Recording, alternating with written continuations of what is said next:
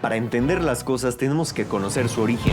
Y el origen de la fotografía es la luz. Una fotografía sin luz no existe. La esencia de la fotografía es capturar la luz y expresarla en una imagen. Así es de que, ¿qué es la luz? ¿Y cómo la vamos a capturar con nuestra cámara utilizando el ISO, la velocidad de obturación y la apertura del diafragma? ¿Cómo y cuándo vamos a utilizar la luz natural? Y cómo utilizar las luces y las sombras como recurso artístico para darle más interés a nuestra fotografía. Esto te lo voy a decir en la parte 2 del curso básico de fotografía móvil. Vamos a darle.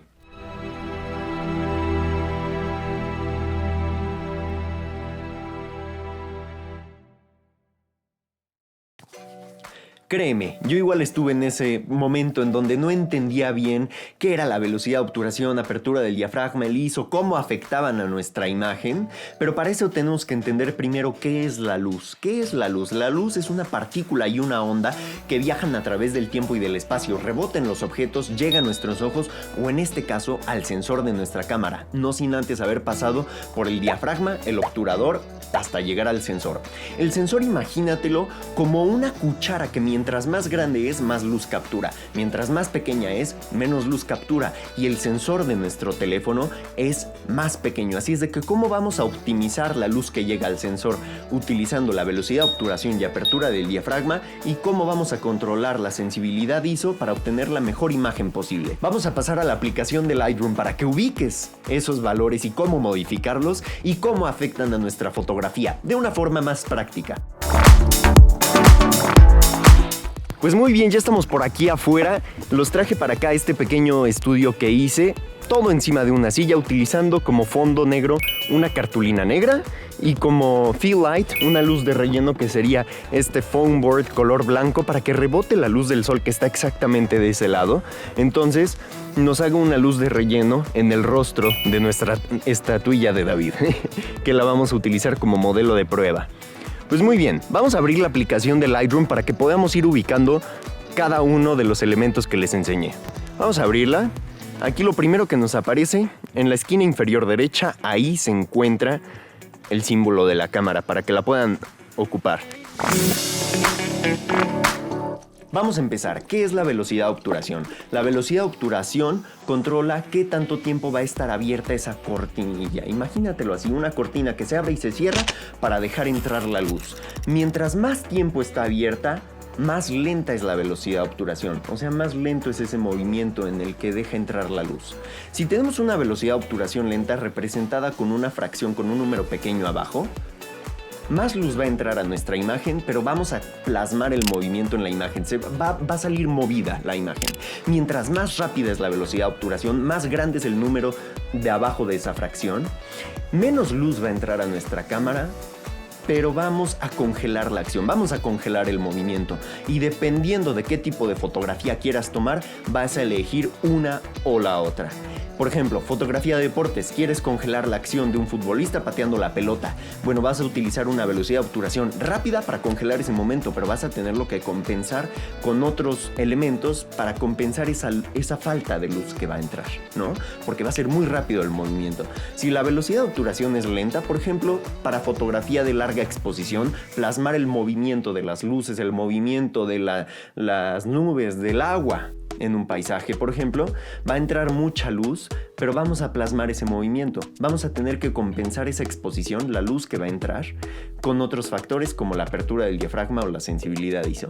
Del lado derecho nos aparece la tira de herramientas, que es el número que está abajo de las letras SEC es la velocidad de obturación. Se mide por tiempo, como ya les dije, es un tiempo que está abierto el obturador para dejar pasar la luz. Entonces, aquí tenemos una velocidad de obturación muy rápida, que es 1/10.000. Entonces, ¿qué pasa si la bajamos? Vean cómo se va haciendo cada vez más brillante la imagen. Cada vez se hace más brillante la imagen. Ahorita estamos a 1/125. ¿Qué pasa si la hacemos muchísimo menor? Ahí podemos ver que ya la imagen está quemada, entonces vamos a ponerla la más baja posible. Vamos a poner la velocidad de obturación más baja posible sin llegar a automático, que es hasta abajo. ¿Qué es la apertura del diafragma? La apertura del diafragma va a controlar qué tanta luz, la cantidad como tal que va a entrar a nuestra cámara. Mientras más grande es el número después de esa letra F, más pequeña es la apertura del diafragma. Mientras más pequeño es el número después de esa letra F, más grande es la apertura del diafragma. Pon atención en esto, pon especial atención. Mientras más pequeño es el número, más grande es la apertura. Y mientras más grande es el número, más pequeña es la apertura. Ahora, algo muy importante, aquí no pueden ver la apertura del diafragma, ya que normalmente en los teléfonos tienen una apertura del diafragma fija, porque no tienen un elemento como tal que se pueda mover. Entonces la apertura del diafragma fija que tengo aquí en este teléfono es un iPhone 7 Plus, es una apertura de f1.8, entonces va a ser sobre esa, sobre la que vamos a estar trabajando todo el tiempo. Entonces, cuando tenemos una apertura grande, va a pasar mucha luz a nuestro sensor, va a pasar mucha luz hacia nuestra cámara, pero vamos a tener menos profundidad de campo, nos va a dar el famoso efecto bokeh, nos va a dar ese desenfoque. Mientras más pequeña es esa apertura, va a entrar menos luz, pero vamos a tener más profundidad de campo, más parte de nuestra escena va a estar enfocada. Así es de que, dependiendo otra vez del tipo de fotografía que quieras obtener, vas a modificar estos valores, vas a balancearlos. Vamos a priorizar uno u otro valor dependiendo del tipo de fotografía que queramos tomar. Si queremos tomar una fotografía de un objeto en movimiento rápido, vamos a priorizar una velocidad de obturación rápida, pero vamos a compensar esa falta de luz por ese movimiento tan rápido, vamos a compensar esa falta de luz con una apertura más grande, o sea, un número más pequeño. Y si queremos tomar una fotografía de larga exposición para plasmar el movimiento de luces, agua o nubes, por ejemplo, u objetos en nuestra fotografía, vamos a priorizar una velocidad de obturación lenta, pero como va a entrar mucha luz, vamos a compensar con una apertura más pequeña, o sea, un número más grande después de esa letra F. Vamos con el tema del ISO. ¿Qué es el ISO? El ISO es la sensibilidad del sensor a la luz. ¿Qué tan sensible va a ser ese sensor para capturar la luz? Ahora que estás utilizando la cámara de tu celular, te voy a recomendar que mantengas ese número lo más bajo posible. Y aunque no estés utilizando la cámara de tu celular, vamos a priorizar tener el ISO lo más bajo posible para obtener la imagen más clara y nítida posible, porque el efecto del ISO es el ruido. Y aquí arriba vemos el ISO. El ISO es la sensibilidad del sensor a la luz. Entonces, mientras más lo subimos, más sensibles a la luz, y vean cómo se va haciendo cada vez más brillante la imagen. Y pueden ver en especial en las partes oscuras de la imagen cómo empezamos a ver ruido, un poco de ruido. Aquí no se ve mucho porque tenemos mucha luz, pero si estamos en un lugar muy oscuro vamos a ver mucho ruido. Entonces vamos a mantenerlo lo más bajo posible para que esté bien expuesta nuestra imagen. Ahí estamos en un ISO 25. Ahora que si quieres utilizar el ruido que te da la sensibilidad ISO como un recurso creativo, claro que puedes utilizarlo. No hay reglas bien establecidas, pero conoce cómo funcionan los efectos de cada uno de estos elementos para que tú puedas decidir cómo quieres que salga tu fotografía. Muy bien, ya conoces cómo utilizar la aplicación de Lightroom, ya ubicaste bien cada uno de los elementos. Ahora vamos a ver cómo utilizar la luz natural, la luz del sol. El sol está en constante movimiento. El sol es gratis, el sol es potente y es la mejor luz que hay, pero está en constante movimiento, entonces tenemos que saber bien cuándo y cómo tomar la fotografía. Dependiendo en dónde estés ubicado, extiende tu mano, da una vuelta y vas a ver cómo se comporta la luz en tu mano. Y ahí vas a querer ubicar a tu objeto o a tu sujeto a fotografiar. Aquí podemos ver cómo está muy iluminado su lado derecho del rostro y del cuerpo como tal, porque nuestra luz principal, nuestra key light, viene de este lado. Ahí está el sol. Y aquí nuestra luz de relleno, nuestra fill light, le está rebotando luz para que no haya sombras tan fuertes de este lado. ¿Qué pasa si la quitamos? Vean cómo se oscurece. Y es muy ligero el cambio, pero nos ayuda demasiado. Vean, lo quito, lo pongo. Ahí está. Vamos a dirigir nuestro objeto. Imagínense que están fotografiando una persona. Vamos a dirigirlo para que esté en la posición en la que mejor se ve. En este ángulo podemos ver cómo aquí se hace un pequeño triángulo en su pómulo. Esa es una iluminación Rembrandt. La pueden reproducir con una persona a gran escala. Entonces vamos a ponerlo aquí. Vamos a ponerlo aquí. Y vamos a tomar las fotos para que vean qué tal van a quedar.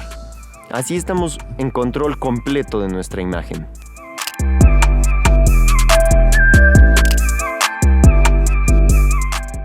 Muy bien, ya tenemos ahí unas cuantas fotos. Ahora, para que vean la diferencia, voy a pasarme a la aplicación de cámara manual de cámara automática del iPhone. Y vean cómo es la diferencia. Por default nos aparece más brillante la imagen porque tiende a sobreexponer la imagen el modo automático de prácticamente cualquier cámara, en especial de la de los teléfonos celulares. Entonces vamos a presionarla. Y para que vean que igual se pueden obtener buenos resultados utilizando el modo automático, la cámara por default. Vean, vamos a pasar a modo un poco más acercado, más retrato. Vamos a enfocar el rostro del sujeto. Y vamos a darle, ahí estamos.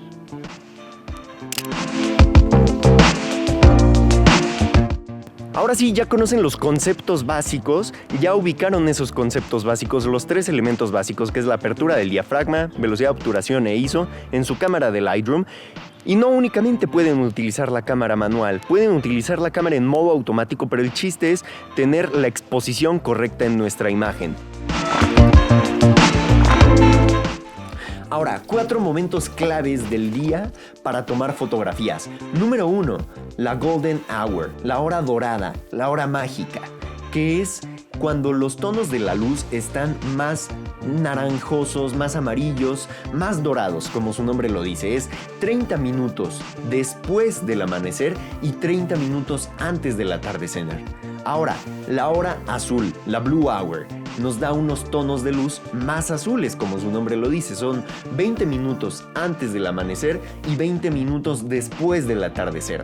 Ahora, para mí, la hora monstruo, que es la hora en la que más fuertes salen las sombras en los rostros, por ejemplo, de sujetos a fotografiar, es entre las 11 y las 3 de la tarde. Nos va a dar unas sombras muy marcadas, abajo de los ojos, abajo de la nariz y abajo del mentón. Nos va a dar unas sombras muy fuertes y marcadas en el cuello. Así es de que yo te recomendaría no utilizar estas horas del día para tomar fotos, a no ser de que le quieras dar ese efecto a tus fotografías. Y vamos con la mejor de todas, la bendición de la naturaleza, que son los días nublados. En los días nublados tenemos una luz muy neutra y muy suavizada, que va a suavizar precisamente las sombras debajo de los ojos, debajo de la nariz, debajo del cuello, todas las sombras que nos pueda dar nuestro sujeto u objeto, y va a refinar cómo podemos verlos en la imagen. ¿Cómo podemos recrear un día nublado si es que no está precisamente nublado? Bueno, puedes utilizar objetos translúcidos como cortinas blancas que dejen pasar la luz y la suavicen.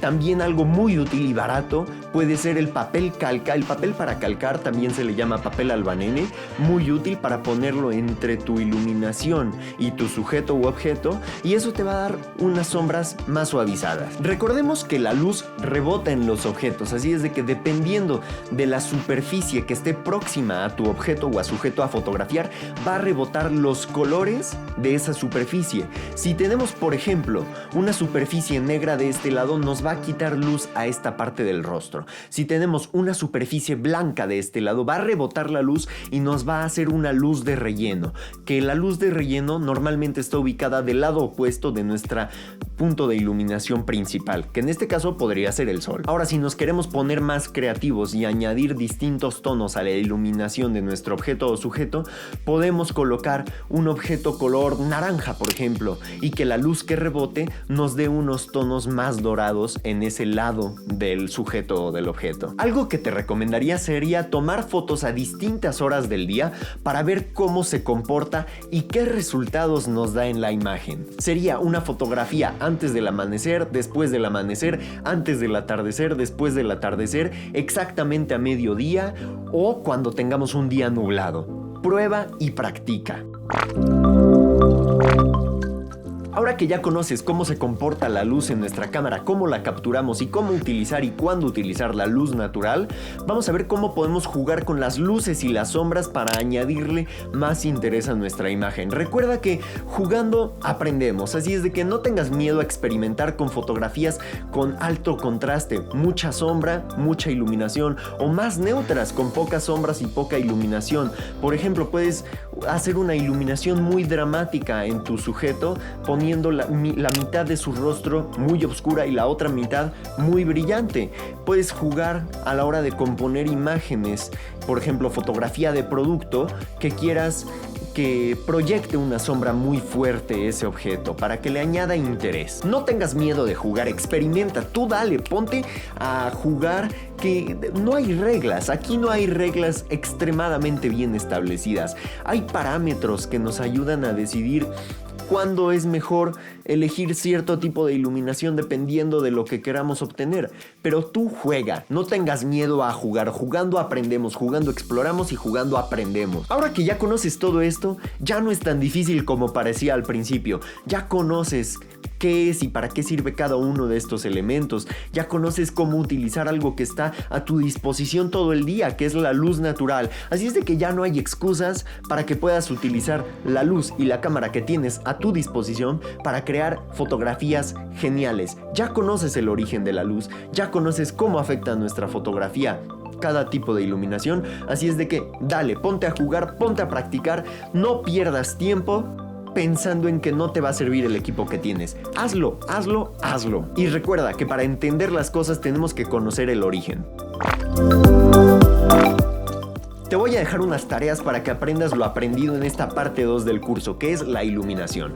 Tarea número 1 sería: juega con los valores en tu cámara para ver cómo se comporta con cada uno de los ajustes, cómo se comporta con una velocidad de obturación lenta, una velocidad de obturación rápida, una apertura grande, una apertura pequeña, el ISO muy arriba, el ISO muy abajo, para que entiendas y para que vayas interiorizando y sea prácticamente automático ya después cómo balancear esos valores. Ahora que te digo, no hay nada de malo en utilizar la cámara en modo automático, pero ahorita que estás entendiendo y estás comprendiendo cómo funciona y cómo afecta a nuestra fotografía cada uno de estos elementos, te recomendaría que juegues con ellos, que pruebes cómo se comporta tu cámara con una velocidad de obturación rápida, velocidad de obturación lenta, apertura grande, apertura pequeña, ISO hasta arriba, ISO hasta abajo. Juega con ellos, balancealos para que con la práctica se vuelva automático tu proceso para tomar fotografías y sea más rápido y obtengas el resultado que deseas, para que tú tengas las riendas de tu cámara y tu cámara no te controle a ti y no limite tu creatividad. Tarea número 2 sería: toma la misma fotografía, exactamente la misma fotografía, con el mismo objeto sujeto a distintos tiempos del día. Antes del amanecer, después del amanecer, antes del atardecer, después del atardecer, a mediodía, en la hora monstruo o en un día que esté completamente nublado, que es la bendición de la naturaleza. Y tarea número 3, juega con los contrastes, juega con muchas luces, muchas sombras, juega con patrones que te pueden dar las sombras de, por ejemplo, las ventanas o de objetos que intersectes entre tu iluminación y en donde estés tomando tu fotografía. Juega, no tengas miedo a jugar, juega, experimenta, conoce cómo afecta y crea fotografías mejores. Esto ha sido todo por la parte 2 del curso básico de fotografía móvil. Suscríbete para no perderte la parte 3, que va a ser composición, cómo componer tu imagen. Yo soy Rafa, me dio mucho gusto verte aquí, te mando un abrazote y espero que esto te haya servido para que aprendas a tomar mejores fotografías. Hasta la próxima.